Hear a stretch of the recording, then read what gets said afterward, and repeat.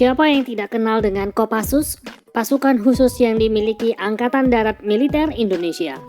Kopassus merupakan pasukan khusus yang beranggotakan prajurit-prajurit terbaik dan pilihan.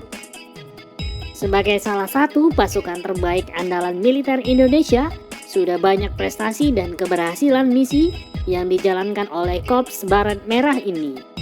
Sebagai pasukan khusus juga, tentunya Kopassus sering sekali mendapatkan misi-misi khusus yang terkadang cukup berbahaya dan bersifat rahasia. Nah, pasukan elit ini sudah malang melintang diterjunkan dalam operasi militer seperti di Timor Timur, Aceh, Papua, dan lainnya. Salah satu prestasi yang cukup terkenal hingga sekarang adalah keberhasilan Kopassus mengungkap siapa aktor yang menyuplai senjata kepada OPM, Organisasi Papua Merdeka, sekitar tahun 1984 yang lalu. Apa sebenarnya yang terjadi dan mengapa Kopassus harus menjalankan misi ini, dan seperti apa tantangan dan prosesnya? Kita akan bahas dalam video kali ini. Seperti operasi pasukan khusus pada umumnya, kisah Kopassus ini pada waktu kejadian tidak terekspos ke publik dan pihak militer Indonesia juga tidak mengkonfirmasi kejadian ini. Kisah ini pertama kali dipublikasikan dalam buku tentang Kopassus yang berjudul Inside Indonesian Special Force yang ditulis Ken Conboy pada tahun 2003 yang lalu dan juga telah dimuat di majalah Angkasa edisi koleksi Special Force. Bagi penonton yang ingin tahu lebih jauh tentang hal ini, silahkan dibaca bukunya agar lebih lengkap. Kisah ini terjadi pada tanggal 2 Oktober 1984 atau sekitar 35 tahun yang lalu. Ketika itu sekitar 16 orang personil militer Indonesia dari Batalion 712 Kodam Merdeka sedang berjaga di pos mereka di daerah Mauratami, Kabupaten Jayapura.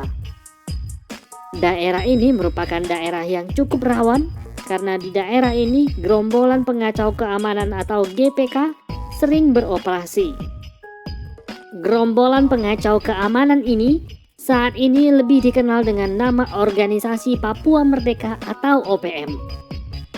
Nah, pada saat itu, personil militer Indonesia sedang berjaga di pos mereka. Tiba-tiba segerombolan anggota OPM melakukan penyerangan terhadap pos tersebut. Kontak tembak antara pasukan TNI dan pengacau OPM pun tidak terhindarkan. Beruntungnya, para personil Batalion 712 Kodam Merdeka berhasil menggagalkan serangan tersebut dan memukul mundur OPM. Setelah kontak tembak usai, personel TNI melakukan penyisiran di lokasi kontak tembak dan hasilnya didapati seorang personil OPM yang ikut menyerang tewas dalam kejadian ini.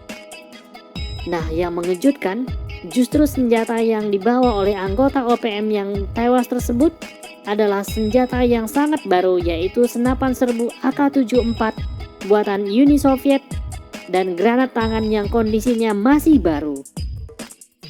Penemuan senjata serbu AK-74 yang masih baru tersebut menimbulkan pertanyaan besar. Dari mana para anggota OPM ini memperoleh senjata baru dan canggih tersebut? Sebab sangat tidak mungkin anggota OPM memilikinya jika tidak ada pihak luar yang menyuplai senjata tersebut. Hal ini menimbulkan kecurigaan militer Indonesia tentang adanya pihak asing yang membantu OPM dalam hal persenjataan. Sebenarnya pihak intelijen Indonesia juga sudah lama mencurigai hal ini, tetapi belum bisa menemukan bukti nyata siapa dalang di baliknya. Informasi intelijen menyebutkan bahwa pasokan senjata OPM disuplai dari wilayah Papua Nugini yang berbatasan langsung dengan Provinsi Papua, Indonesia. Hal ini diperkuat dengan seringnya muncul helikopter yang mengangkut bahan makanan dan peti panjang ke wilayah dekat kamp pelintas batas di Blackwater dekat Vanimo, Papua Nugini. Namun pemerintah Papua Nugini menolak semua tuduhan wilayahnya digunakan menyelundupkan senjata. Australia yang juga adalah pendukung OPM diduga sebagai aktor di balik penyelundupan senjata ini. Namun Australia membantah keras adanya keterlibatan mereka dalam penyelundupan senjata untuk OPM ini. Nah, untuk mengungkap semua ini, pihak militer Indonesia harus membuktikan siapa dalang dari semua itu. Itulah sebabnya militer Indonesia membentuk tim khusus yang diberi tugas menyusup ke wilayah Papua Nugini untuk menangkap pemasok senjata ke OPM ini. Tentu saja aksi ini dilakukan secara rahasia dan tanpa meminta izin ke Papua Nugini. Hal ini karena militer Indonesia sudah tidak percaya lagi kepada negeri tetangga tersebut. Untuk menjalankan misi ini, militer Indonesia memilih menerjunkan pasukan Detasmen 81 Kopasanda atau nama Kopassus waktu itu. Sasaran mereka adalah satu lokasi di wilayah Papua Nugini sekitar 50 km dari tapal batas perbatasan dengan Indonesia. Pasukan ini berangkat dari Jayapura dengan helikopter, kemudian di-drop di satu wilayah dan melanjutkan misi dengan perahu karet agar tidak terdeteksi oleh otoritas Papua Nugini. Perjalanan dini hari menggunakan perahu karet menuju lokasi sasaran terhadang oleh besarnya ombak di perairan sebelah utara Papua Nugini. Seorang anggota Kopassus bahkan sampai terluka cukup parah untuk mempertahankan perahu dari terjangan ombak. Akhirnya mereka berhasil sampai di titik pendaratan dan langsung bergerak menuju lokasi sasaran. Pasukan komando ini segera mencari tempat-tempat yang dicurigai sebagai lokasi penimbunan pasokan senjata, tetapi hasilnya nihil. Tugas operasi belum selesai. Mereka harus bisa mendapatkan bukti seperti yang diperintahkan dari Jakarta. Mereka pun melanjutkan tugas rahasia tersebut. Setelah menunggu selama 2 hari 2 malam, akhirnya mangsa yang ditunggu-tunggu muncul dengan cara bersembunyi-sembunyi. 2 orang berkulit putih muncul dari balik rimbunan hutan Papua Nugini. Mereka tanpa sadar melintasi posisi pasukan baret merah yang sedang mengintainya. Tanpa membuang waktu, kedua bule ini pun ditangkap. Setelah diperiksa dan diinterogasi, keduanya berasal dari Australia. Kedua bule ini diperintahkan menunjukkan lokasi tempat helikopter Australia yang memasok senjata dan amunisi untuk OPM. Kedua agen Australia ini kemudian dibawa secara rahasia ke wilayah Papua, Indonesia. Selanjutnya dibawa dan ditahan oleh pemerintah Indonesia di Jakarta. Pemerintah Indonesia memberitahukan kepada pemerintah Australia soal keterlibatan agen negeri kanguru itu dalam memasok senjata kepada OPM di wilayah Papua Nugini.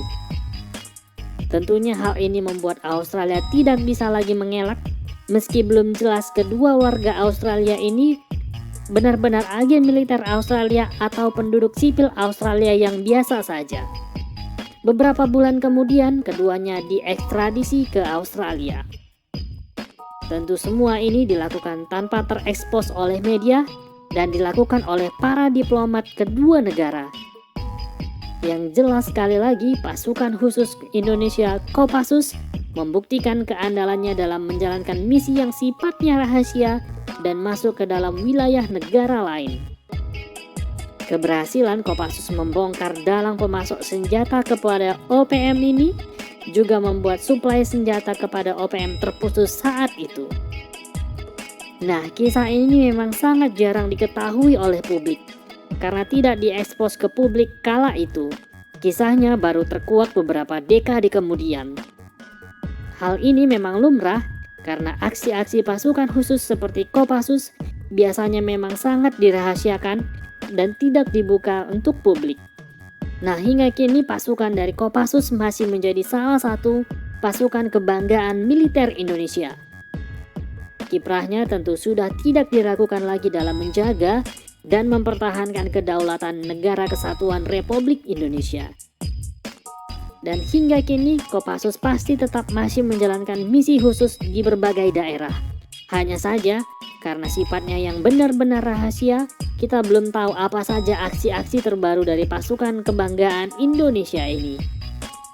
Yang jelas, Kopassus akan ada dan terus ada untuk membela dan mempertahankan negara kesatuan Republik Indonesia. Bagaimana menurut penonton?